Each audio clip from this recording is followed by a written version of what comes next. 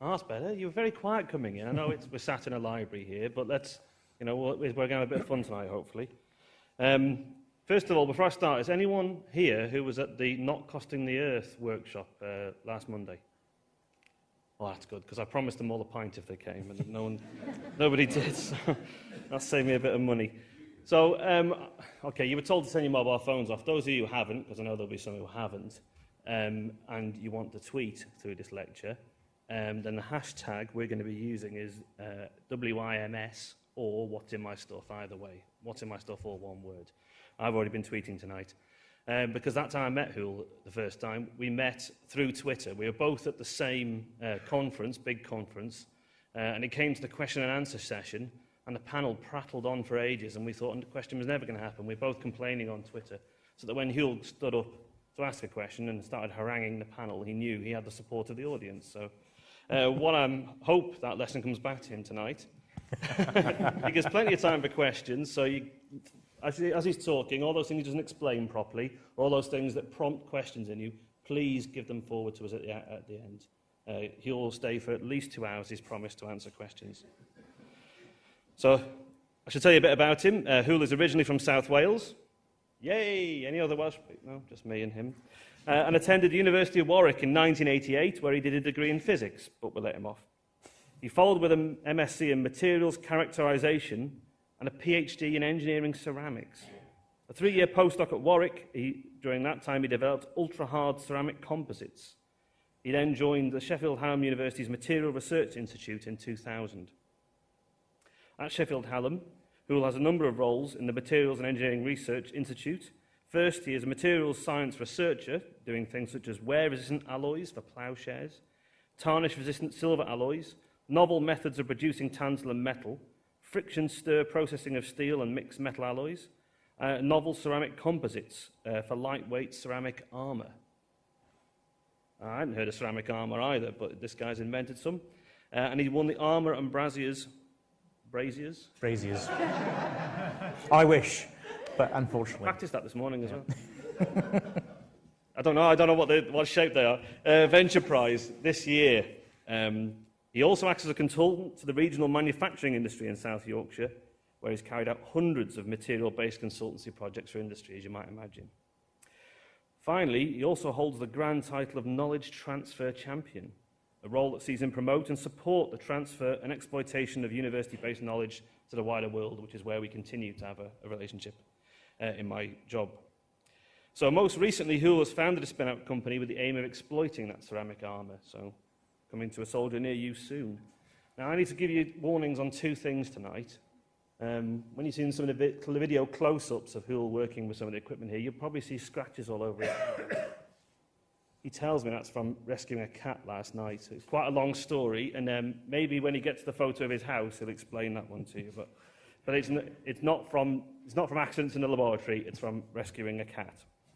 And also, I warn you, this isn't like a magic show. If he asks the volunteers to come up and give him a mobile phone or a watch, and he wraps in a hanky and smashes it with a hammer, it's not going to suddenly appear again in the top hat. It will be smashed up and analysed, and you won't get it back. So, without further ado, Hywel, please come up and present your lecture, What's in My Stuff? Big round of applause, please.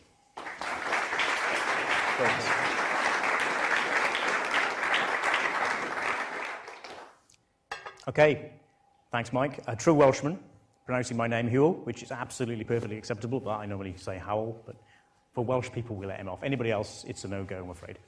So, first of all, thank you very much for inviting me to such a fantastic venue. This is the first time this talk's been given. The project's going to be going for a few months. So we're very privileged to have the chance to come here and basically try it out. So let's move on. What's in my stuff? It's a very good question. The reason we're even looking at this is that the university, Sheffield Hallam University, has a project funded by EPSRC called Engineering for Life, which is designed to promote interdisciplinarity, which is hard to say, trust me, and multidisciplinary projects. And so that's an EPSRC project which kicked this off. And what it's supposed to do is join together the university's research centres, which are the one I'm in, which is these days the Materials and Engineering Research Institute, or MERI, the biomedical Research Institute, BMRC, the Communication Computing Research Centre, the Centre for Sports Engineering, and finally the Arts and Design Research Centre. And the Engineering for Life project is designed to basically kickstart working between all those projects. Because otherwise we all sit in our offices in our own departments, we never talk to each other, we never find an excuse to do any work together. So this project is designed to kickstart, to seed corn fund projects between one or more of these research centres. And it's under this project that we started the What's in My Stuff idea. Some other examples, we funded 23 projects so far on a seed corn basis, just a small amount of money. They include things like the Arty Sciencey Sporty Art project, the catchily named, which basically is looking at people doing computer flow modelling and people doing art and design and actually bringing the two together to generate interesting art based on science, which I believe is going to be on display at the Olympics, the outcome of some of those projects. Through to the project here, Hydro Delivery for the back. That project is mixing material scientists, polymer scientists in this instance, Dr. Chris Salmon, with some of our biological people, and are looking at ways of relieving lower back pain by introducing special polymers into the gaps between the joints. So there's a huge range of projects which are being seed corn funded at least. One other example is the sports guys and the sports psychology guys looking at dragon boat racing for the mental recovery, the recupery after breast cancer, and using that as an activity to bring people on. And finally, down the bottom, which somebody's decided to illustrate with some bins, is our project, What's in My Stuff? So, let me tell you a little bit more about what we're doing. And first of all, let me tell you about who we are. You've already heard probably too much already, thanks you, Mike, about me. So we'll skip over that. But my co-workers in this project are watching online as we speak. So I better read this and get this right, rather than just make it up. And they've given me this. So I go, Karen Werner-Parry, studied materials at Oxford, and since then has studied lots of different materials, and she says here, from aluminium beer cans, which I'm a bit suspicious about, superconducting ceramics, silicon and diamond, and she teaches quite a lot of the materials and engineering courses at Sheffield Hallam University during the day, and she claims to talk science to teenagers in the evenings. Whether or not they listen, I don't know. You guys are here, so maybe there's hope for us all yet. Actually, Karen does a lot of outreach and public engagement work with schools. And the other partner here is from the Arts and Design Research Centre at Sheffield Hallam, and Maria Hansen. Maria studied at the Royal College of Art here in London, graduating in '91 with an MA in silversmithing and jewellery. She's a reader in metalwork and jewellery at Sheffield Hallam University, where she teaches, but she also combines this with research, such as this project, and also she has her own practice making really beautiful objects, which I'll show you some examples of later on. Her research topics include understanding the relationships between craft objects and ritual acts, and how issues connected to the material sustainability and product durability, which is what we'll be talking about, can be informed by an understanding of the emotional attachments formed between people and the handcrafted objects. And it's this approach that Maria brings, which will bring some really interesting aspects to this project as we get towards the end. So, how are we linked together? Well, on the basis of it, we're not. Material science is over there, creative arts are over here, but then you start looking a little bit more deeply, and of course we do a lot of metallurgy in Sheffield. Maria works with the metals, and we've often ended up talking in the past, explaining to her why she's getting the effects and the problem that she's getting. She's also talked to us about interesting things. Karen and I both have some experience in sort of semiconductors and electronics, and we've all, at some point, been involved in public engagement activities, outreach activities, and school activities. So we seem to create quite a good team for this. And what exactly is this project? Well, it started off from one of our, some people call them sand pits, ideas generators, whatever. We basically put a load of academics in a room from different disciplines and we were told to come out of the room at the end of the day with a fully formed research proposal to put forward to the funding board. So that's what we had to do in sort of 7 hours. We had to find the partners, find the ideas, outline the project, and put it all together within the course of a day. They did feed us lunch, that was it. The theme of that day was sustainability. The idea we came up with seemed to be very topical at the time. The stuff we wanted to talk about is actually technology. Stuff, when I say stuff, I mean the technology in our lives. And the mobile phone seemed like a very good example of that. And the aim is really to raise public awareness about what's in there. And how we do it, it's an interdisciplinary art and science-based approach. We've done the background research, we're running events, Maria's going to make stuff, that's still in the future, and then we're going to disseminate. Tonight is actually, early on, it's part of the research, part of the event side of things, but also it could be regarded as dissemination. About 2 weeks ago, we ran the first event in Sheffield Hallam University. It was a 3-day event where we ran a little mobile lab, which I'll tell you more about in a minute. We're giving lectures. We're involved in a number of events in Science Week, which is in March next year. And we've even had, thanks to Mike's contacts, the BBC One Show contact us wanting to make a 5-minute film about the subject that we're doing. So look out next year for me on the BBC. Don't ask for your money back from the license fee, will you? So what are we trying to do? We're trying to raise awareness of the elements in the stuff that we rely on every day. We want to start a debate on the economic, ethical, and sustainability issues that are involved with the materials that you carry around in your pocket every day, basically.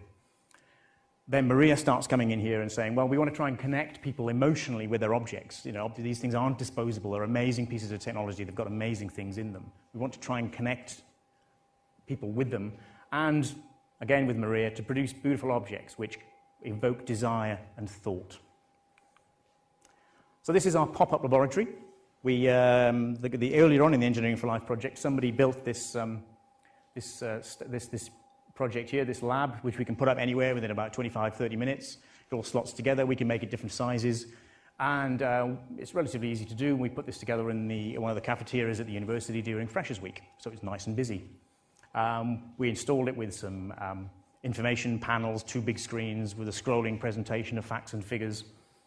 We had some practical things. There's a little microscope in here. They were using a load of tools and a big bag full of old mobile phones that they could just break apart and get into and have a look, which was, you know, amazingly attractive to the people who came in to see. And there's a bit of a gap here, and there's a reason. We were also supposed to have the world's smallest and fastest electron microscope in that little gap there to also analyze the stuff that was in the materials. Unfortunately, despite Phenom World being extremely generous, shipping us a microscope just for the loan of the 3 days, because the other one was busy, and sending an engineer to come to Sheffield for 3 days, all for pretty much free. Unfortunately, this fantastic machine, great as it is, doesn't handle very well if somebody drops it on the way, or the crate. So we spent a day trying to set it up, and unfortunately, it was dead on arrival, which for our 3-day project was very unfortunate. However, it's a fantastic machine, and they are lending us one for the next event in March. So Mike mentioned my house. That's my house there. This is the roof upon which the cat was stuck, and I had to try and retrieve last night. It didn't want to be rescued. I don't know why I bothered, really. Anyway, there's my house. So when I was doing this project, I thought, well, I better do an audit of what I've got. You know, I'm assuming I'm pretty average. What have I got? Well, I was pretty shocked, actually, when I kind of went around and added it all up. And I don't know how many of you will relate to this. You know, I think a house with 2 teenagers in it, you can probably double this. And yeah, it's incredible. It's incredible. It's all just sitting there, and virtually invisible to us every day. But when you do an audit, you suddenly think, goodness, that's an awful lot of stuff. And you know, most of it contains similar stuff, circuit boards, electronics, and all the rest of it. So that was just a bit of a shock, really, to look at my life and see what I had in it. And I'm sure it's the same for most of you as well. So it made me start thinking about the rise of technology, the rise of stuff. And I thought, well, let's just go back till, you know, before I was born. I mean, okay, let's face it, when I was born, 1970, and, you know, just chart the rise of stuff over that period. It was quite interesting to do this bit of research. Back then, the world population was about 3.7 billion, UK population about 55.5, and the UK electricity consumption per head, per capita, was about 4.2 kilowatt hours in 1970. Stuff had only really started coming into the home, and these guys here have no idea what I'm talking about. But most of the rest of you, I'm assuming, will recognize nearly all of this. Basically, a desktop calculator. You notice the lead That runs off the mains. This is just one of the very early data terminals that first users realized that they can actually run on their own rather than being plugged into the mainframe. And so these became the very first programmable, independent personal computers in about 1970-something. The first, basically, domestic video recorder, 1972. Of course, that was the first, but nobody had them. I mean, I don't know if you remember when you got your first video recorder, 77, maybe later than that. But, you know, this was commercially available, but nobody had them. Pong, you guys, I'm looking at these teenage guys here, they can play this on their phone, for goodness sake. There was a whole console just to play this. And it was just two little paddles, but it was fantastic. It was amazing. We could plug it into our television, which was a massive CRT, often black and white. And doing this research, the first mobile phone call, not a car phone or anything, one of the big old, but the first mobile phone call over a public network was made in New York in 1973 by the head of Motorola on one of these Motorola Dynac phones, the prototype. And he called his rival at Bell Labs over the public. They set up a transmitter on the roof of the hotel. He made the call. He called it up and went, ha, ha, ha. And that was 1973, and look where we are now. So I thought that gave us a really interesting perspective. Everybody had one of these, interesting, by 1970. Every house, 95%, had a television. The rest of it, we didn't have any of that stuff. We also had bad fashion sense and really crap interior decoration. But that's by the by. So, but also just keep these figures in mind, because fast forward now years to today, and look at where we are now. Most of you will recognize this already, of course. Interesting things here. The world population has gone up by 80% in that time. The UK population has gone up by 11%. The electricity used in the UK per capita has gone up by 46%. And that, I think, is a measure of the amount of stuff that we have in our lives. And you know, it's partly to do with the industry as well, but we actually got less industry now than we had before. So actually, it's more about domestic use. And we've got iPads and flat-screen TVs and 2 mobile phones and amazing devices, absolutely incredible. Video games, consoles, loads of stuff. This got me to thinking. In the synopsis of this talk, I said it's not about the CO2. I'm not interested about the CO2 thing, that's been done to death. But when I started looking at this, I had to have a quick look at what was going on. And this is the electricity consumption graph I just talked about for us and for the world between 1970 and more or less today. 2008 is the latest number. You can just see the recession kicking in there. I thought, well, that's got to be bad for CO2. It is not. This is the CO2 per person in the UK over the same time period. We're actually producing 24% less CO2 in the UK than we were in 1970 per person. We're still producing more, but there's only 11% more of us. But per person, we're producing less. The world, however, is on an increasing curve. The reason for that, when you look it up, oh, just by the way, just as an aside, that's 9 tons of CO2 per person, which your domestic rubbish only accounts for about half a ton a year that you throw away. Actually, your invisible junk that you throw into the atmosphere every year is 9 tons, 18 times higher than your domestic rubbish. But just because it floats, you don't have to worry about it. Okay, so that's CO2, and the reason for that, is the fact that we're burning less coal. It's as simple as that. But we've got more efficient coal power stations with scrubbers, and we're actually burning less coal. We're burning more natural gas. We're burning less oil, interestingly, and everything's more efficient. So that's just a really interesting fact. What's this? Historians, 1983, 1984? Miners' strike, indeed. Yeah, absolutely. Massive, massive hit. And I don't quite know where we got the oil from, but we found it. Yeah, well, there we go. But I mean, just to generate it, that capacity, that quickly, we must have not exported a hell of a lot of oil. So anyway, that's this background, really. I was just really interested.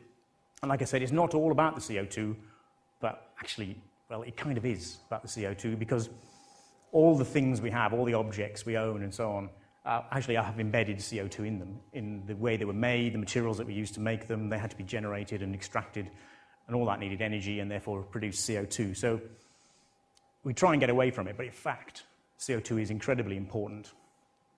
Having said all that, though, I'm really interested in more about how we're using the Earth's finite resources, such as the minerals and the metals and so on. And when I say finite, we're unlikely to actually dig it all up and use it. But what we are going to be doing is possibly limiting ourselves on the economics, whether it's viable to dig up, the politics, is it available, are we at war with anybody at the time, and so on. And also the ethics. Do we want to go, or do we want to buy stuff that's been dug up in a way that have made other people suffer? It's something that we need to think about. And in terms of recycling, this is my favorite quote I heard on the radio a couple of years ago, is there is no such thing as a way. You can't throw things away anymore. They have to go somewhere, and we are responsible for the whole of the environment. You can't throw stuff away. There's no such thing. It doesn't exist. So you've got to think about what you're going to do with it at the end of its useful life. And everything has a value and or a cost. So you're either throwing away something of value, or by throwing it away, you're creating a cost for yourself. And I think that's something also to think of. You know, there's no such thing as a way. Nothing is free to get rid of. There is always a consequence. And what I'm going to talk about now is some of the aspects of that. Why have I chosen a mobile phone as the device to look at? Well, I was going to say that we all have a mobile phone. When I looked at the statistics, we all have 1.3 mobile phones, apparently. Not quite true, but the UK mobile phone subscriptions, so the number of people with contracts, passed the 1-to-1 mark in 2004. And since then, there have been more mobile phone subscriptions than there are people in Britain, which I think is quite interesting. So in all those phone subscriptions must have been associated with a phone at some point. So we can generally say that there is more than one phone per person at any one time. This is on an annual basis in the UK. Back in 1993, I bought this beautiful phone, the orange Nokia. Fantastic design. If they made another one today, I'd buy it. And I was about 1 in 20 people to have a mobile phone back then. I don't know who I was speaking to. But anyway, so there's my phone, and that's the situation. And that's why we chose a mobile, because basically we've all got one, or 1.3. And I think I should specify, what do I mean by what's in my stuff? Well, who wants to tell me what this is? Shut up, somebody. Yeah, it is. It's a very early version. Mendeleev, that's sitting in Russian down there. Doesn't look quite right, though, does it? You guys recognize it? No? No? What you have to do is kind of flip it around and turn it backwards, and then it starts to look right, if you do that. In fact, that's what it is, rearranged. You know, and this is, as chemists, a lot of you guys, you're very familiar with this. But you go outside on the street, people aren't. They don't know. It's very bland. There's numbers and letters. It doesn't really speak to people. People have tried different approaches. There's some funky periodic table posters out there. There's one with vegetables, for example. There's this one which tries to tell you what each one is used for. But it's still basically using the same design. And finally, and I'll show you this later, has anybody seen this on the iPad? Yeah, it's a fantastic bit of software. It's just brilliant for engaging people, especially in these public outreach events we're doing. It's absolutely wonderful, especially the song. The song's fantastic. I've got one over there. We can have a look at that later on if you like. So it's about engaging people with this. That's what this is all about. That's what I mean by what. I'm not interested in compounds and chemicals. Sorry, I'm not a chemist. I really am just talking about the elements, because in some ways it's a simpler story to tell to people. So forgive me if I'm going over old ground. Some of you know a lot of this already. But it's worth looking at just how much stuff there is in the universe. This is the solar system. This is a log scale, so everything on here is 10 times higher than the one before. Most common stuff is hydrogen and helium floating around out there. Then there's a relative scarcity of the light elements, and then a general decline in the amounts. Don't forget, this is a log scale of everything else, right down to sort of things like uranium at the very end. So there's only a limited amount of stuff in the universe. And what's interesting is that, of course, this is only a tiny fraction of the universe as a whole, and all the stuff we recognize as matter is only 4.6% of the universe. The rest of it is something else, dark matter, dark energy. So, we're living on this tiny amount of stuff in the end, and we're using it up. On the Earth, however, it's a slightly different story. When I say on the Earth, I mean the crust, what we can access from where we live, which is digging down a few kilometers, pretty much. And you've got all the common elements up here, which make rocks, and then everything else, and then some very rare stuff down here, including gold, platinum, iridium, probably the rarest, in terms of atomic percentage anyway. So, we've got to keep an eye. When we're using this stuff up, there are limited amounts of it. And where is it? This is the other big question. This was from New Scientist in 2007 by a guy called David Cohen. This is on the internet if you want to look at it in more detail. I know you can't read the details, but it shows you where currently the resources are known to be. There's large concentrations in China. Obviously, we kind of know that from the news. Fairly large concentrations in America. Australia is massively endowed with minerals compared to how many people live there.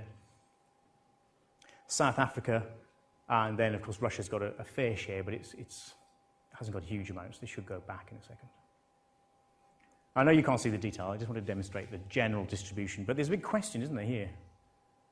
I'm no geologist. Maybe I should go next door and ask. But there can't be nothing in that gap. There is bound to be stuff in there.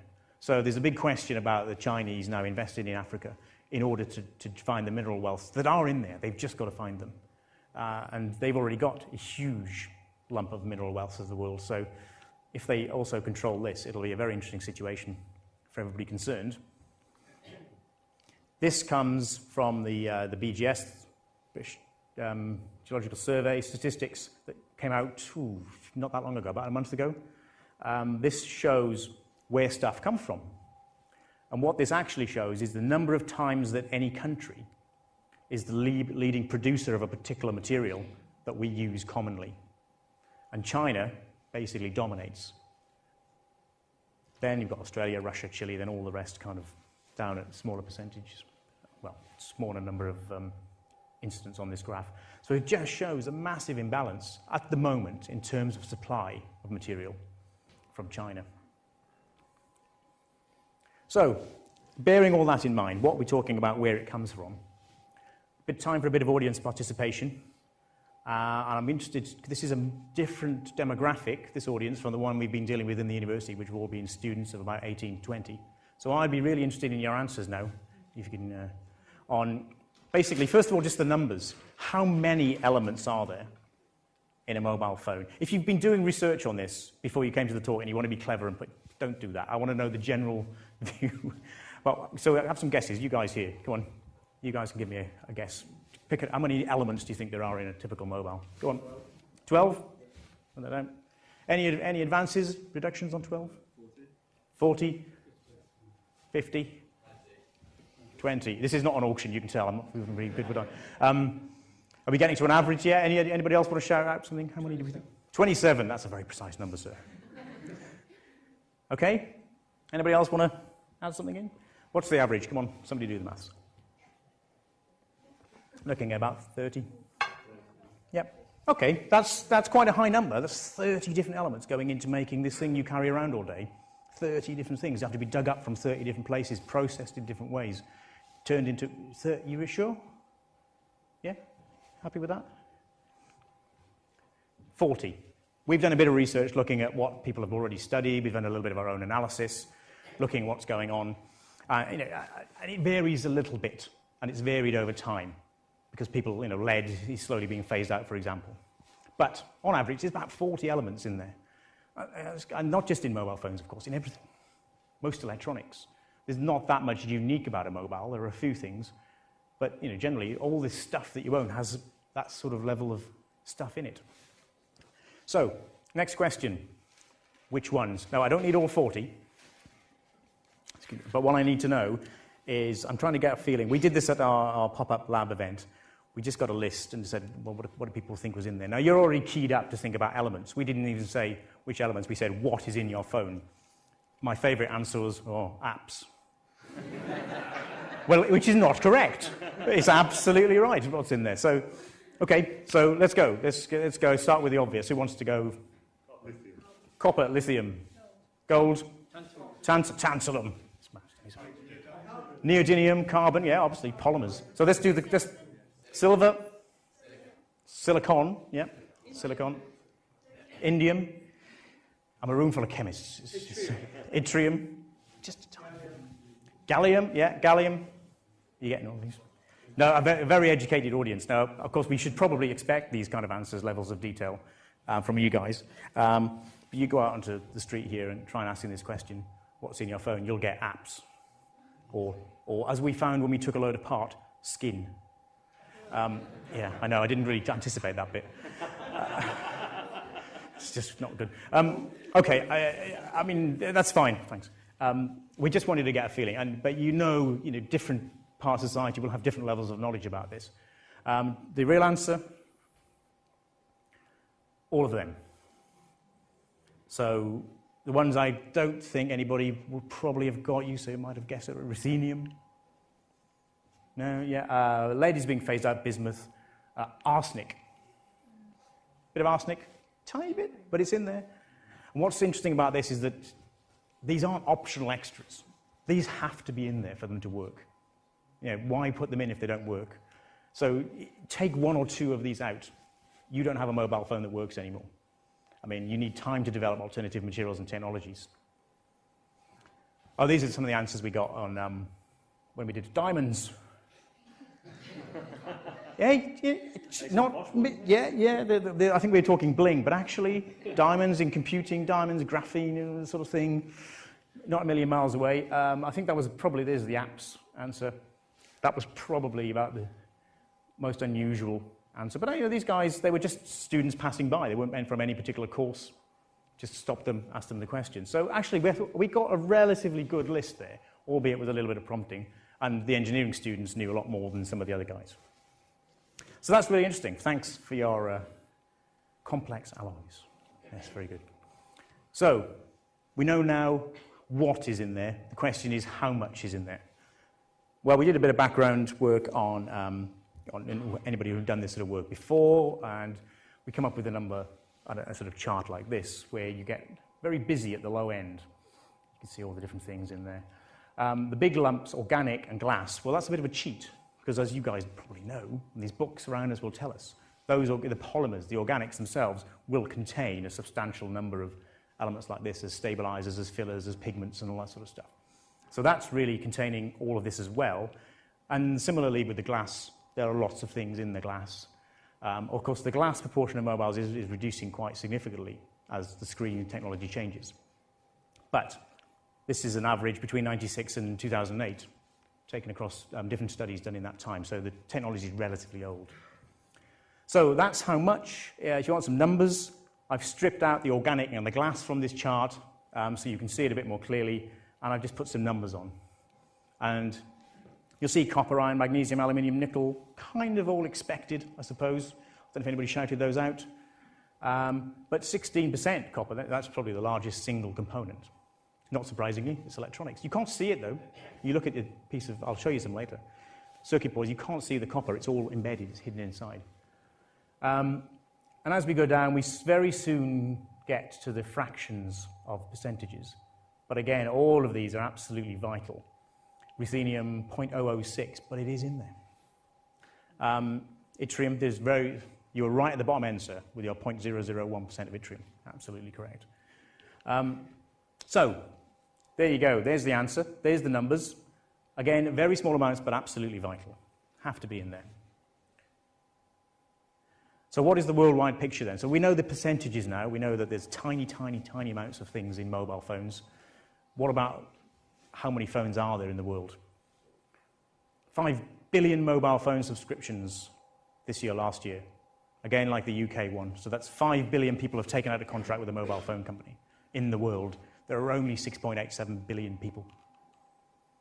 So that's all the developing countries and all the ones that haven't yet got mobile phones. 5 billion subscriptions. How long will it take us to reach parity? I think I've seen a prediction, not long, I should imagine, with the growth of India and China. And Africa as well, of course. Worldwide production. How many phones are made every year? I should have asked you to guess. 1 billion phones.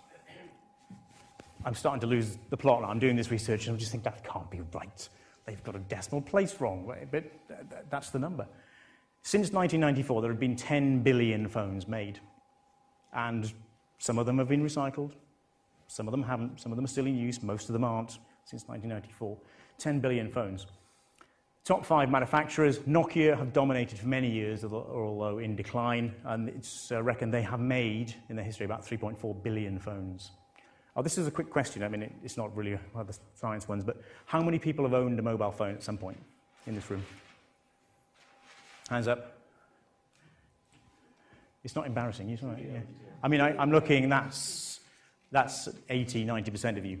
So that kind of explains that number. Oh, wait, sorry, I have one I forgot to put on. Just out of interest. Yeah, there we go. Also, there's a company here we've never heard of. That's because it's serving mainly the Chinese and Eastern markets. So look out for companies like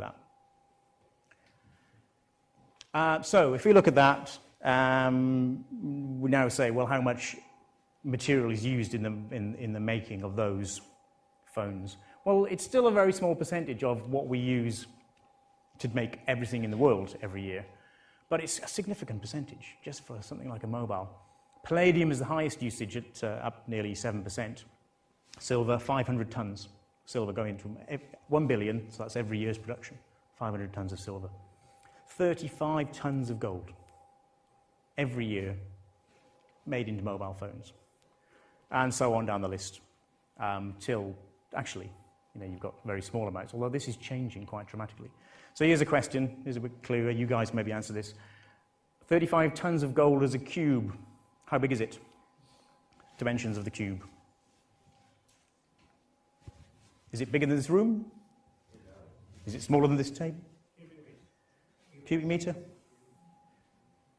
It's 4 foot, I should press my button, and you should tell me. 4 foot, I mean, sorry, using imperial, but it was a nice number.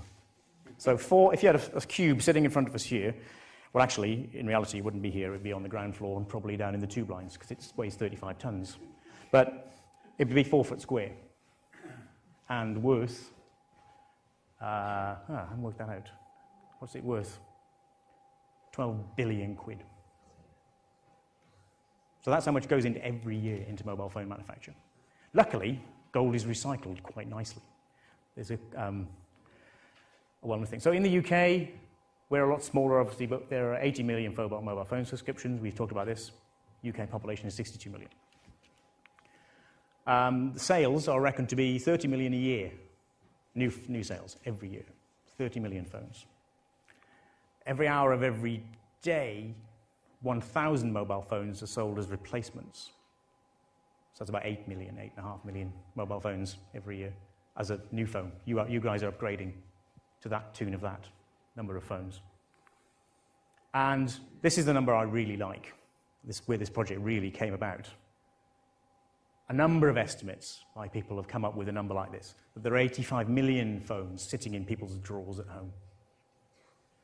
Now, you're all laughing because you know that's true, don't you? You know how many you've got. You know how many people there are in the country. It doesn't take a huge average to get 85 million. That was a study done by Consumer Focus in 2010. I think they asked 800 and something people, and they got an answer. No, they got a distribution, obviously, but they got this answer. Naughty people, 85 million mobile phones sitting in drawers. Why? So here we go. Hands up if you've changed your phone in the last month. 12 months, sorry, 12 months. So that's a third of you, maybe just under a third. Yeah, so that sounds about right, doesn't it? In terms of 30 million, there was 8 million or something bought as replacements. Good, these numbers look like, they're not fantasy, and I haven't got decimal place wrong somewhere. Good. So this number shocked me, and then I thought, well, let's find out what that means. Oh, by the way, we did our own survey, and I think we'll skip this, actually. Yeah. But we did our own survey, and we're going to put this online, and so I will send the link out to people who are interested, and you can fill in our online survey about this. Asking people how many phones did they have other than the one they were using. So how many did you have at home, basically, sitting in there just gathering dust. And you can see none. There's quite a lot of people had none, 20%. Most people had one. A lot of people had two. And then some guy up here, a complete nutter, had 14. But then you might have been collecting them because he knew there was gold in them. Maybe he wasn't stupid. But 80% have more than one phone. So that's easily, we easily get to the 80 million figure if you multiply that up. Of course, all our people were students, 18 to 20, something like that. So, it's obviously skewed to some extent there. But that's interesting. We are coming up with the same number as the other study. Okay, so I want to tell some brief stories then of those elements themselves. Given that we all stick our phones in drawers, what are we actually sticking in there and what's happening? What's this one? Yep, it's dead easy. Normally made into jewelry, that's kind of how we recognize it. Present all over the place in mobile phones. What's this one? A soft silvery metal. Well, that's pretty much every blooming metal in the periodic table other than gold, really, so you haven't got much of a chance. It's actually written on that one. Indium. Okay, I'm going to talk about that, why it's important, why it's needed to make these things. Then another silvery metal. This time used to make what? Somebody mentioned this earlier when they were guessing. Tantalum, yep. These little guys here, capacitors in mobile phones, and some resistors as well. Looking at this, I wonder what else was made of tantalum. I found this watch made by a company in America, I think, $43,000. I don't think I'll be buying one of those. Or, even if I recycle a load of mobile phones, I ain't going to be buying one of those. So these are just sort of little case histories. Here's my, I love the density thing. It always makes me think about materials in a different way. This time I'm saying a ton would be 37 centimeters cubed. So, little thing about this size would be a ton. Where does it come from? All over the place. It's a very high value material, relatively easy to get and refine. You know, we've been doing this for 5,000 years and more.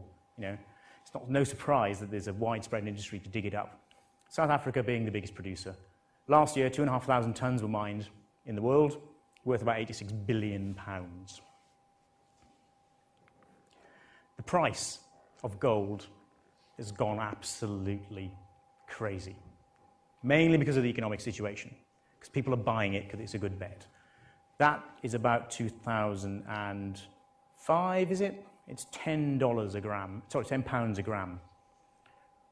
5 or 6 years later, we're at £35 for a gram of gold. 5 years, 3.5 times increase. It's unprecedented, it's unheard of, never happened before in history, with the possible exception of, you know, similar kind of behavior here up to about 1978, 1979, but nowhere near the same magnitude. So that's incredible that that's happening. In your mobile phone, there is only about 0.05 of a gram of gold. Doesn't sound like much at all, but it's worth about £1 to £1.70, depending on the weight. So you're not going to get rich by trying to get the gold out of your mobile phone, unfortunately. If you go on the internet, it's very interesting how many people are trying to do it in their garage. I dread, with God knows what. It's awful, it's scary. Even if you've got 1,000, it's not viable. If you've got a ton, maybe you're starting to think about a viable investment. But even then, the kit you need is tricky. The recycling of gold is, of course, as we all know, very well established. In the US, in fact, they recycle more than they need. So they're actually creating gold and not using it up by recycling it from other sources. Mainly it's used in jewelry.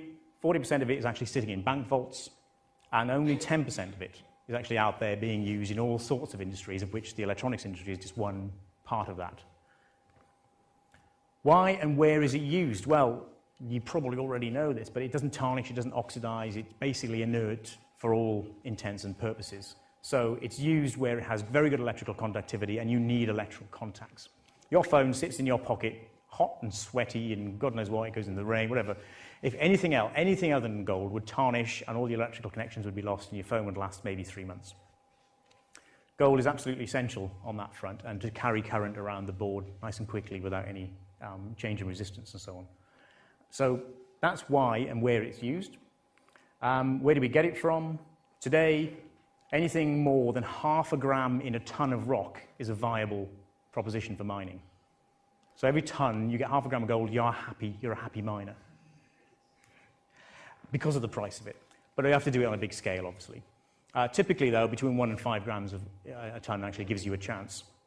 This is a big mine in Australia, probably the world's biggest, I think, or one of the world's biggest, where they just blast it out of the ground and process it. There are some underground mines with the inherent dangers that we all know that they come with.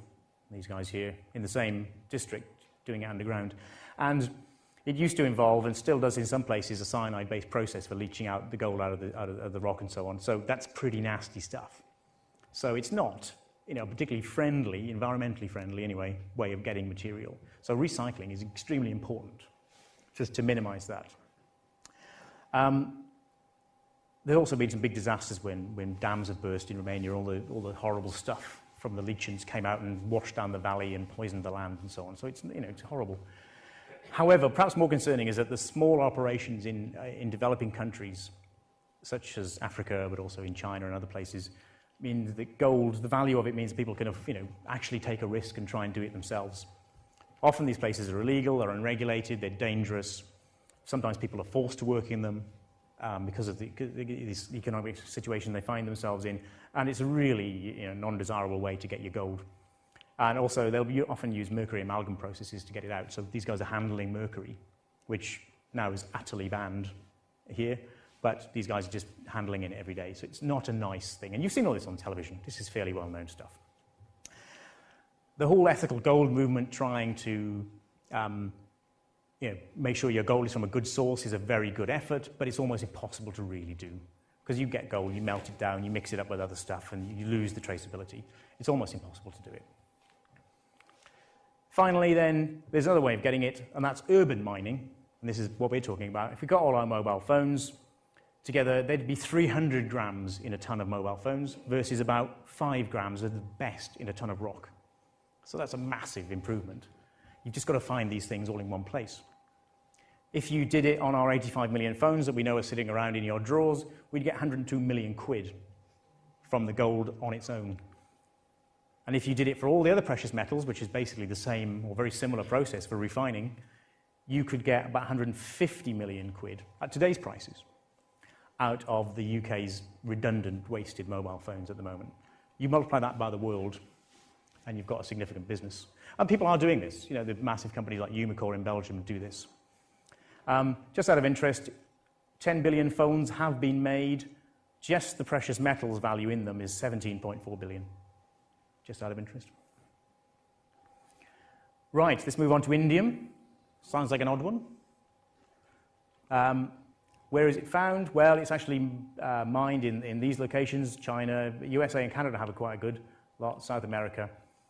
574 tons in 2010, worth about 300 million quid. The price, up at about 800 kilos, dollars per kilo. Spot the recession. Okay, you often see this in nearly all the price charts except gold. You see this. It's very interesting. 1 ton, 52 centimeters. It's my favorite new thing. I'm going to get some models made of this, I think, next time. Fold up boxes. Abundance, mainly, you can't dig indium up. You can't go and open an indium mine. Okay? It is only found with other things in tiny amounts. So if you want to get indium, you have to dig up zinc. That's mainly where it comes from. It's only in the zinc ore at about maximum 100 ppm, parts per million. So for a ton of zinc ore, you'd only get 1 gram or maybe maximum 100 grams of indium. Now, if nobody's going to buy that zinc off you, you can't afford to dig the indium up. So if you're in a recession, or if you're in a demand where people aren't buying zinc for some reason, you also aren't going to get indium produced. So the indium price goes up. The availability drops. So that's an interesting scenario. The general economy drives the availability of these elements because of their association with the other ores in which they sit. However, I've done a bit of a calculation. 1 gram of indium is enough to produce about 5,000 iPhone screens, which is quite a remarkable number. So it's, again, tiny amounts, vital. It's used in the touch screens. Actually, most of modern LCD screens use indium tin oxide. Not indium metal itself, but actually a mixed oxide with tin to form a conductive, transparent layer, which allows these screens that you're looking at now, well, the ones over there anyway, the one on my computer, the one on my iPhone, to work. There's a tiny amount less than a penny in your mobile phone. However, there's some of it in Cornwall. The price has now got to a point where there is a mine in Cornwall where they know what the constituents of the mine are, and it's almost worth them opening the mine up to dig out the material to get the indium out because of the indium price at the moment. So you may well see a resurgence in Cornish mining as a result of the price of indium and your mobile phone habits. Very briefly then, the first use of indium was to line bearings in high-performance aircraft engines during World War II. So that's where it was first used. But now we pretty much see it everywhere we go, every day. Every time we look in a shop window or look at our phones, we see, well, we don't see it, and that's kind of the point. Indium tin oxide, a very, very thin, 100 nanometer thin layer of oxide which allows the screen to work. It conducts electricity around, but it's also transparent. That's the beauty of it. Indium is also used in lead-free solders, which are increasingly important. Other electronics, solar cells, some metallic alloys. It's vital in some corrosion protection systems to stop bridges and ships rusting, and it's also used in vacuum seals in some scientific equipment. In industry, it's recycled very well because the sputtering process to produce ITO is only 30% efficient. So you create this sort of cloud of indium tin oxide, only 30% of it sticks. The rest of it sticks to your machine, and you have to recover it from the machine. So actually, in industry, recycling is fantastic. Recycling from end products, that's you guys and your goods and your stuff, is very, very low, estimated to less 1% in one thing I've read. So slowly but surely, indium's going out into the world and not coming back, so we have to dig more of it out of the ground. However, even saying that, the viability of recycling it from goods is limited by its price. If its price isn't high enough, you just can't do it. And alternatives to indium tin oxide, well, there's lots of work going on, but there are no viable alternatives at the moment that could easily replace it. Interestingly, though, for a while, carbon nanotubes were suggested were going to be the next big thing for this sort of thing. But then what hasn't? What haven't carbon nanotubes been said they're going to do and which they don't? So, well, I won't invest in that one. Graphene, however, has been produced. Graphene, the Nobel Prize, the guys in Manchester won the Nobel Prize last year for it. That has been made in large sheets and could possibly be a replacement for indium tin oxide, but is probably 5-10 years away. So something useful from a Nobel Prize in material science.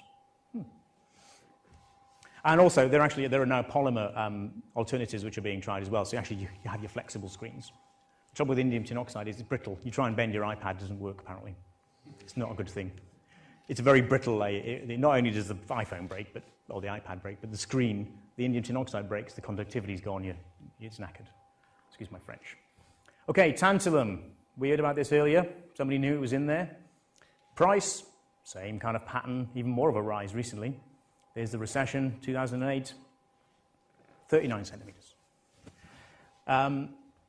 Australia, quite a lot in Africa, actually, which is an interesting one. 670 tons mined, 172 million quid. Not all that valuable as a material. You can dig up tantalum. It does have its own ore, so you dig it up, and it's mostly the tantalum plus some of its associated materials like niobium and so on, or columbium, if you're American. Interestingly, during the sort of economic downturn, many mines, especially in America, where the costs are higher, closed because they simply couldn't afford. They just mothballed them. And for 3 years, those mines have been shut. And in the meantime, China has been taking over production, and some of Africa as well. It's also found in tin slag, so you can reprocess tin making slag. Where is it used? It's used to make small, powerful capacitors. A lot of these things, the reason they're used in mobile phones is that they can make things smaller and or more powerful, so you can have a small device to fit in your pocket. Before that, the electronics were all quite big and bulky, and that's why your phone was so big. So these materials are vital for the miniaturization of technology. Again, hardly anything value-wise in your phone. Less than a penny. Tantalum, here we go. There's a ceramic capacitor under the electron microscope. Here's some little capacitors on here. I'm going to apologize to Andy, who's out looking in through the cameras. I was going to do some demo things with the cameras, but I think I'll just move on, and we'll maybe do that at the end. He can hear me. He's out there watching. 60% of the tantalum use in the world was actually used in the electronics industry for making capacitors, of which mobile phones is one of the things you can make. It makes the capacitors, also makes some of the resistors. It's used in some high-temperature alloys. It has a very high melting point, 3,000 degrees, so using it as a metal, it's great as a refractory metal. It's good for high refractive index camera lenses. It's actually used as an armor-piercing round because it's high density. So shaped charge explosives you can make with tantalum metals. It's also used in the form of tantalum carbide as a cutting tool for cutting hard stuff, metals and so on. Again, mainly recycled in industry, not really recycled from the end products. And again, depends on price. There are alternatives to all these things. However, we've already done the science on this. As a bunch of scientists and chemists, we know the best thing. There is no new thing coming along that's better. So all the alternatives are some form of compromise. We've already found the best material. So should these things run out, we have to start compromising on performance or size or power or something. And this is the one example I wanted to show you of how mineral extraction can cause all sorts of trouble. And that is the coltan, one of the minerals which contains niobium and tantalum, or actually columbium, as the Americans used to call it, which hence the coltan name, is found, or the largest deposits of it in the world is found in the Democratic Republic of Congo. 80% apparently of the world's reserves, even though they hardly produce any of the world's actual end product because the mining isn't done on an industrial enough scale. However, they did supply about 10% in 2008 of the world's tantalum, so it's a big resource. It's just here in the eastern half of the country. In 2003, the UN reported on the war that was going on in this region between the eastern rebels and the neighboring countries who were basically fighting over the border. They were fighting over the border not only because of just the land, they were fighting because it had tantalum in it. They were fighting over it because it was valuable. And there are other reasons as well. I'm not saying the whole thing is due to this, but there was value in the land. They could do the mining. They could sell the ore. They could buy arms. And that's exactly what was happening. This is a UN report that outlines all this. It funded the war. It made the war longer. 5.4 million people have died since 1998 in that conflict. It's the worst loss of life through a war since the Second World War, partly fueled by the need to dig up that mineral because it's worth money. That's partly fueled by the fact that we want tantalum capacitors in our electronics. There's also claims that poor conditions in those areas, the mines are small, they're using forced labor, they use child labor.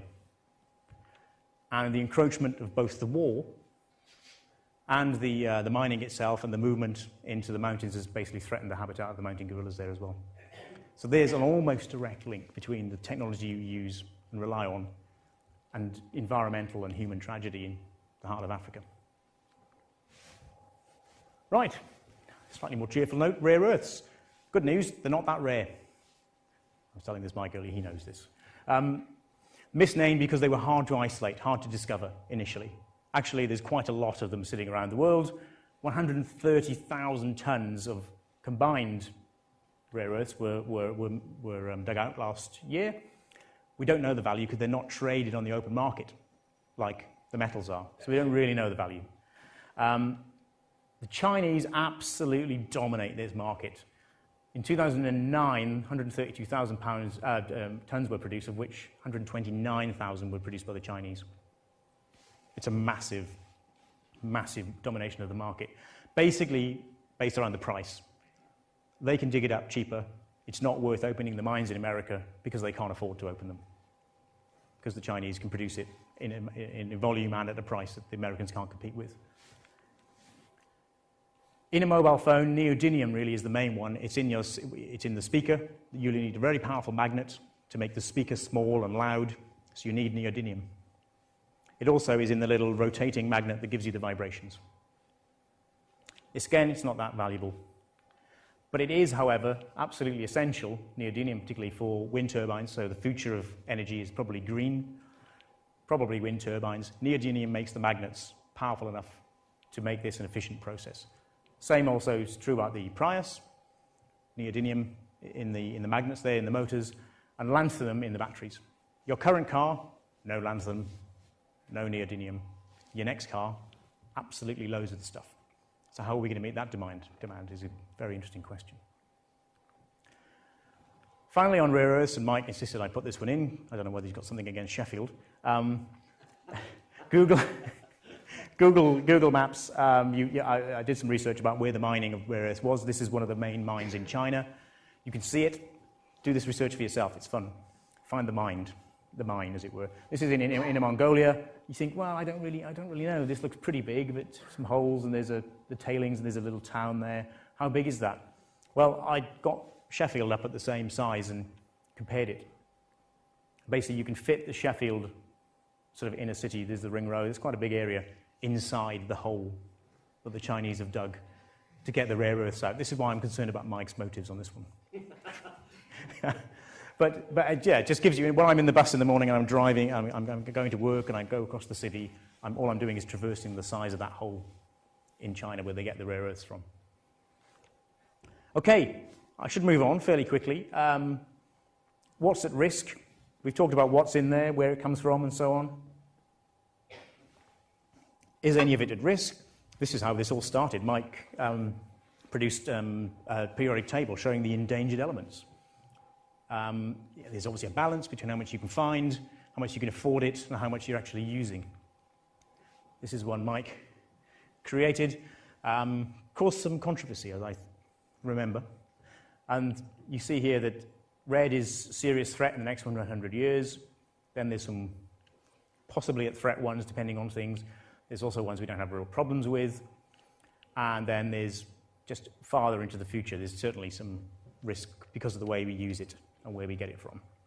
This caused quite some controversy, I think, between different groups of people who were saying, oh, well, that's not quite true. But it's a provoking idea. And if you disagree with it, disprove it. That's what I think was what we should say. But other people have done this as well. So this came out very recently from the BGS, the risk list. This is looking at not just the amount, this is a little bit what Mike did as well, I suspect, but also the political risk, the political stability, and other risks to the supply. And these are the top 10 at risk. Antimony being, well, up there with the platinum group elements, and mercury and tungsten, all the most highly risked groups. Antimony, again, tiny amounts, and they're absolutely essential for some electronics. A shortage of any of these materials, and I was writing this for the students, really, would directly affect the manufacturing of mobile phones and other electronics. So if any of these things do start to become endangered, you'll notice almost immediately. And finally, there's some more data taken from the New Scientist article, 2007, so this is probably out of date. The blue is what happens to these materials if we consume them at today's rate. So nothing changes, we carry on consuming at this rate.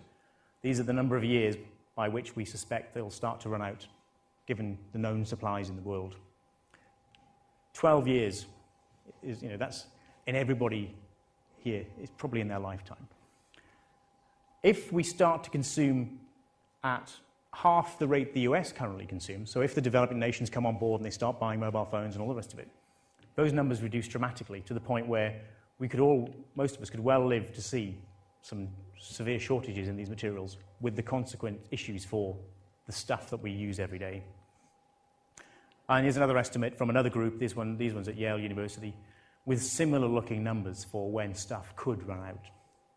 Now, these things are always controversial. These guys often are pessimistic to try and get publicity. But there's some truth in all of this, and we have to keep an eye on it. What can we do? Well, I guess most people have heard of the 3 R's. Reduce, reuse, recycle. Reduce is the interesting one, especially with mobile phones. If we value the object, if we change it less often, we create less demand for new stuff. We don't have to dig up so much stuff out of the ground. If we increase the durability of it, and I don't just mean the physical durability, I mean how long we would like to have it before it becomes out of date or before we consider it out of date. That's part of the problem at the moment. People think they can get rid of their phone in 12 to 18 months. Well, there's absolutely nothing wrong with it. If we can make it updatable, make it actually continue to be still good to have after 18 months, then that would be a good thing. Reuse, well, we all know about the websites. We see the adverts on the telly. You can sell, you can donate, or you can hand it down to somebody else who hasn't maybe got the same phone that you have. Do not hand it down to your kids as toys. I would not regard that as a good use of the technology. Just giving it to your kid to use just as a fake handset. Go and buy a plastic one. Recycle the original one. And this is a good way of doing it, because actually most of the value is in reusing the phone as another phone, not scrapping it and turning it into scrap and getting the gold out. The best use is to use it again as another phone by somebody else who maybe doesn't have the chance to have the cool phone that you have. That's by far the best use of it, and eventually it will come to the end of its life, but that may be 10 years down the road for some of these things. Recycle, well, we all know how to do that. There's loads of companies, there's places, all sorts of things. Do not put them in landfill. Please do not put them in a bottom drawer. It's just unbelievable waste of resources. Most importantly, though, things like this, be aware and be informed about the issues and about what's in there. How many people have actually learned more than they thought they knew about what was inside their mobiles? Fantastic. Thank you. That's a relief. If no hands have gone up, I'll be buying him a beer, which is always a disaster. These are some of the responses about why we don't do it. These came from our pop-up event. We did a sort of almost an interview with the guys. Issues popped up here I wasn't really expecting to come across. Why don't you do it? Well, because it stores numbers and photographs, and I have got no way of it's a backup, just in case. Actually, one of them was, my data is on there. I'm not convinced if I give it away, my data's safe. Things which I initially didn't think about. I particularly like the bottom one. Why do you keep your old mobile phone? They're wonderful things, iconic, special objects. I keep them in their original boxes in a cupboard. Antiques Roadshow, 50 years' time, that'd be worth a bloody fortune. So, yeah, I mean, it's interesting why people don't. We don't do it for a reason. One of these will probably apply to all of you who've got more than one phone at home. So there's a bit of a barrier for getting over it. And interestingly, I haven't told them this yet, the people who sponsored this, Harsco Metals, sent us all their old office phones. And when I opened them up, I went, okay, took the batteries out, and then I looked at them all. They all had a memory card in them. 1 gig, 2 gig memory card in every single one. Nice. I took them out. They're in my drawer. I'm going to tell him when I get back. But yeah, it's an interesting point about data. You actually like giving your PC away, without wiping the hard disk. So there's that. And then Maria. I really want to just end with talking about what Maria's going to do in terms of appealing now to the public in terms of making stuff. She's going to basically take, because she didn't know either what was in these things, as many of us didn't. She's going to take the objects we've discovered, the things we've done, the broken them open, the analysis we've done to them, and she's going to start to turn them into precious jewellery and objects, things to adorn the body, as she calls it. This is some of Maria's work. So she's into very modern, contemporary-looking stuff. She's a silversmith, not just a jeweller, so she makes objects and she makes vases and all sorts of stuff. Not for sale, and she's usually commissioned, so they are for sale, but not mass production. This is something where she's made a decanter, but she's made a silver bottle top to look like a dummy, and the drink things. So she's it's all a bit mad, some of it, but it's interesting that she can think like this about everyday objects. There's a nice brooch that she's made. And she's really attracted now to some of the things she's found inside, and the patterns and the colours and the materials. Tantalum and indium. She's never worked with tantalum and indium before. You can buy them in metallic form, so she's going to experiment with that. We were helping her by doing both macro photography and taking things apart, but also doing some electron microscopy of the boards, finding interesting textures and patterns and shapes, which she can build into the things that she makes. This is, 20 microns, so that's, your hair is about 100 microns for those not familiar with these kind of magnifications. So one hair would probably be about the width of 2 pictures there. That's a bit of this gold coating, magnified up. You see the little islands from how it's been deposited. This is part of a copper and gold-based shielding material inside the phone that's used to shield the electromagnetic radiation from the transmitter, from the rest of the stuff inside there. And finally, Maria's starting to arrange these things into her aesthetic. How she doesn't know what they do, but she likes to arrange them into things which she likes the look of. One was in the order in which she did them, and the other one was just in the order in which she liked the look of them. So she's gathered objects here which she likes, and she might use those as the starting point for making jewellery. She'll start that now. End of November, we'll have some results. But actually, she's going to display most of these objects in Science Week up in Sheffield next year. So keep an eye out. We've got a website, by the way, so you can follow the progress of this project as we carry on. And finally, I think I'll just leave you with some images that we took both in the lab, but also during the pop-up lab. And actually, these were images that people themselves took, said, oh, I like the look of that, I'm going to take a picture of that. So we got them to tell us what they liked the look of, even if they didn't know what it was. And so I've just compiled a few of those just for the end of the show. This guy was great. His face is fantastic. Is he going, what's this? I don't know. The liquid crystal display, they break quite easily. These guys, they're metalwork and jewellery students who volunteered to help us, and they took a load of phones apart. They found it fascinating. We had a little USB microscope. People could zoom in, look at the pixels on the screen, and so on.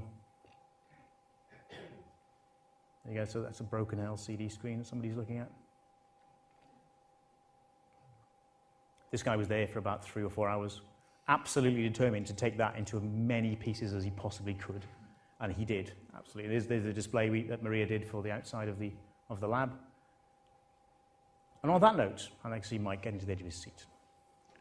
I'd like to thank you for listening and staying awake. I think you're all awake. Yep. I'd like to thank Maria and Karen, obviously, who did a lot of this work with me, who can't be here today. Tony Hartwell at the Environmental Sustainability KTN, who basically put me in touch with the sponsors and encouraged me in this project. Jeremy Makepeace at Harsco Metals, the industrial sponsors of this project, who've given us some cash, but also all the mobile phones. And Harsco Metals, their headquarters is in Rotherham, but they're a worldwide unit. Mike, for just helping me get to this point in the first place, just by encouraging me, showing me the table of the elements and so on, putting me in contact with the guys here at the RSC. EPSRC funded the project and have contributed to this.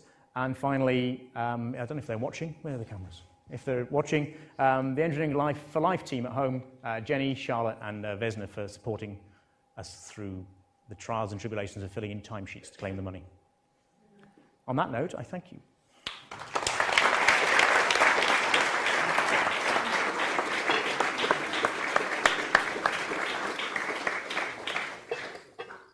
Just give Hywel, however you want me to say it, a second to get some water. I'm hoping there's lots of questions, because if you don't, it sounds like Hywel's going to keep asking you questions. So we've got 2 microphones moving around. Just do me a quick favour. If you do put your hand up and we come to the question, can you first of all give your name and where you're from, and then ask your question? And try and keep the questions nice and succinct, please. Okay, so any... Good evening, I'm David Fordham, and firstly I'd like to say that was absolutely first class. Absolutely first class, thank you very much. It's more of a statement rather than a question, but I've had my Nokia mobile phone for about 4.5 years. It still works very well, and possibly the reason I don't buy another one is simply because it's so damned hard to find out how to use it, you know, but for no other reason. But I'm a little bit sceptical, pessimistic about the future for some of these elements, simply because the consumer society encourages people to buy more stuff. You've got to have the latest version and so on and so forth. And what I would really like you to do is to sort of take what I've just said on board and give me your response. Is that okay? Absolutely. No, I think you're right. It's hard to imagine how we get away from the replacement consumerist society other than by going through a massive recession, of course. But people wake up to these things when it's almost too late. That's right. So it's about information. I think the 2 key messages here are be aware, be informed. I think if you do that, all the rest of it, I don't want to preach to anybody. You can buy as many mobile phones as you want. I don't care. As long as you're doing it from an informed basis about the consequences of what you're doing. And I think that's true for leaving the lights on and leaving the heating on. We know that now. I don't think it's true for consumer society. I just think it's, and if it's only about CO2, again, that's too narrow. Interesting point, though, because we thought about approaching the mobile phone companies to sponsor this. And then we thought, do you know what? They probably don't want to. Although they themselves, to be fair, they do have responsibilities to reduce the amount of materials they use and so on. But the message we're giving possibly isn't all that friendly to their shareholders. Don't worry about that bang. I've just been told that that's your gold block falling through the floor. Yeah. Yeah, you're shaming me now. I do have 3 mobile phones, I'm afraid. I don't own any of them, though. Well, that's all right then. Okay. Next question, please. Stick your hands up nice and high.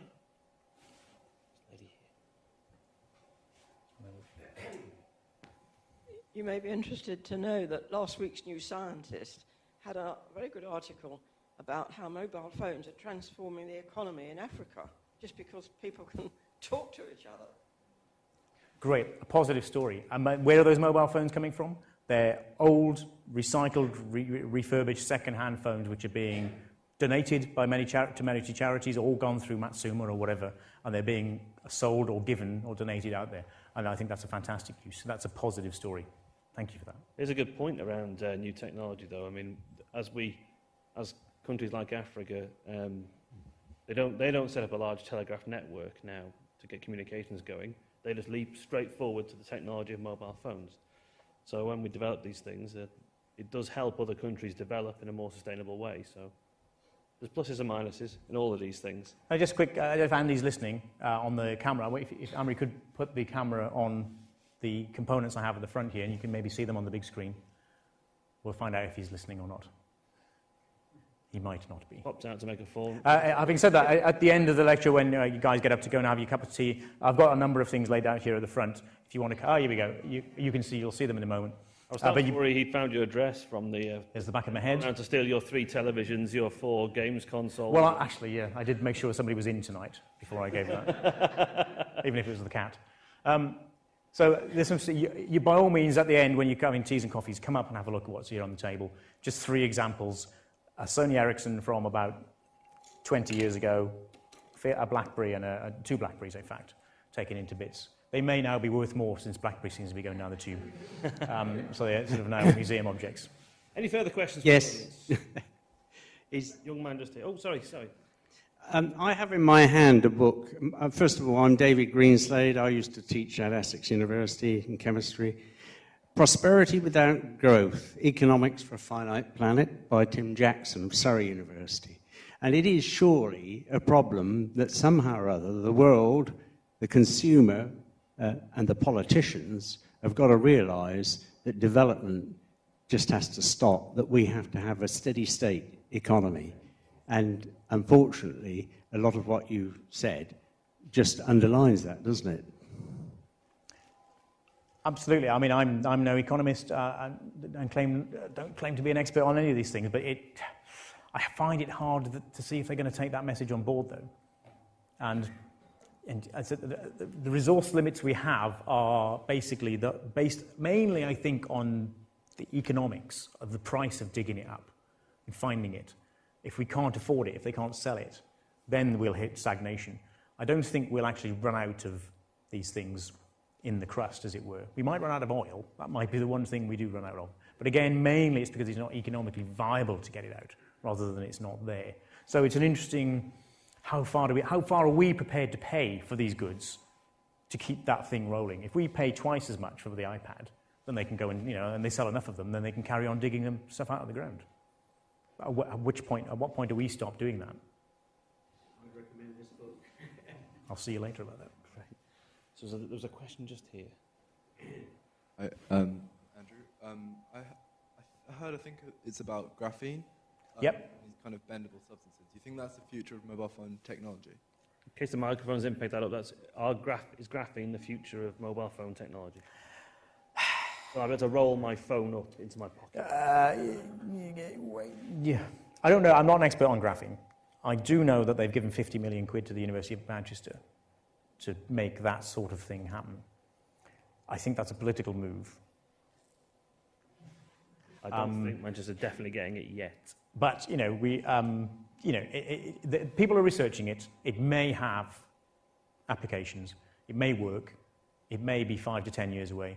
But much like nuclear fusion, that was always going to be 50 years away, 50 years ago, and it still is 50 years away. We might be in that situation with things like nanotubes and graphene. And we shouldn't be diverted by magic materials. They don't really exist, I suspect. But it's worth pursuing them as long as it isn't to the detriment of other things.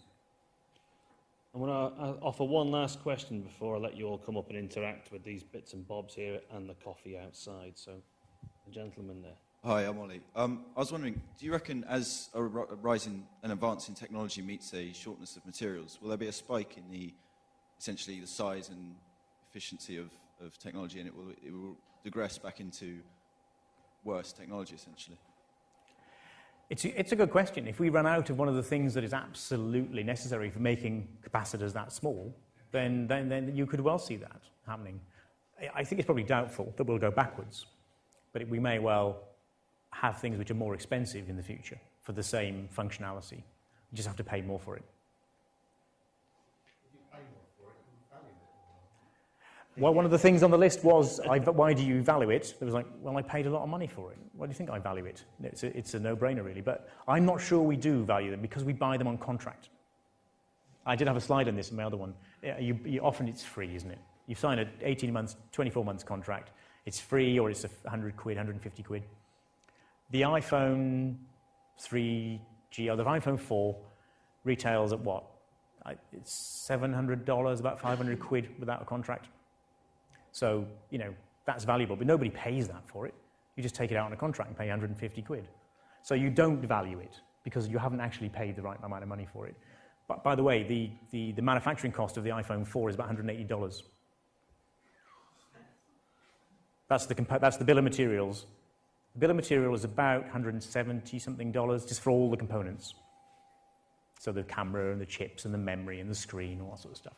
The production cost, how much do you think it costs them to have a factory with people working in it, putting it together? I've given you the answer, actually, if you do the maths. $8. So $170 for the components, $8 for somebody to put it together. Okay, you've got to ship it and sell it, and you've got to pay for the apps and the development of the software, but it's about $180 for the physical object. They sell it for $700. But nobody actually ever pays $700. Well, few people do. So it's an interesting question. We don't, you know, we hardly ever pay the full value of this when we buy it. We do with the iPad, actually, interestingly, because that's not subsidized, but our phones are.